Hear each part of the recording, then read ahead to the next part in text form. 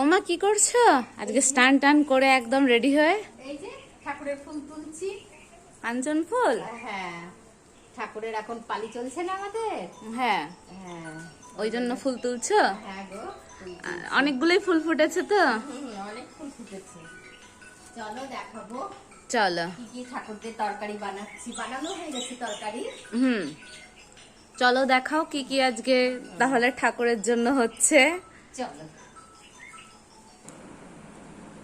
চলো মা। হ্যাঁ, দেখো অনেকগুলোই ফুল পেয়েছি।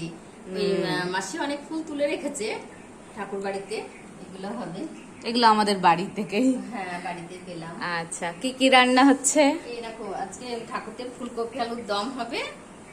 আর দেখো আলু ভাজা আর কাঁকরোল ভাজা। আচ্ছা। আর এটা একটা ওই যে ফুলকপির ডাটা দিয়ে চচ্চড়ি খেতে খুব ভালো লাগে, কাঁচা লঙ্কা দিয়ে সর্ষে বাটা দিয়ে। এটা চচ্চড়ি, হবে। হ্যাঁ তা ঠিক, হ্যাঁ। খুব সুন্দর লাগে আর এই দেখো খেতে। আম দুটো না দেয়া যাবে না, জানো কেন? আম দুটো আমি ভুলে ফ্রিজের মধ্যে ঢুকিয়ে দিয়েছি। ও মা, ঠিক আছে, বাড়িতেই তো চাটনি করা যাবে। বাড়িতে চাটনি করবো, অন্যদিন ঠাকুরদের দেবো। আর এই আচ্ছা। দেখো ঠাকুরদের এইদিকে ডাল দেবো। এই দেখো বিউলির ডাল। তারপরে তেল টেল সব তো দিতে হয় ঘর থেকে। আর এ দেখো 100 কেজি চালের ভোগ হয় অন্যের। আর ঘি আর এই যে ফল ঠাকুরের জন্য। কলা, হ্যাঁ ঠাকুরের জন্য। এইগুলো সব ধুয়ে মানে এইগুলো সব ঠাকুর বাড়িতে একে একে পৌঁছে দিয়ে আসবো। এগুলো সব ধুয়ে টুয়ে পরিষ্কার করে দিয়ে আসবো ঠাকুর বাড়িতে। গিয়ে ঠাকুর মশাই রান্না করবে। হ্যাঁ, ঠাকুর রান্না করবে, আবার সব নিয়ে আসতে হবে ঠাকুর বাড়িতে গিয়ে।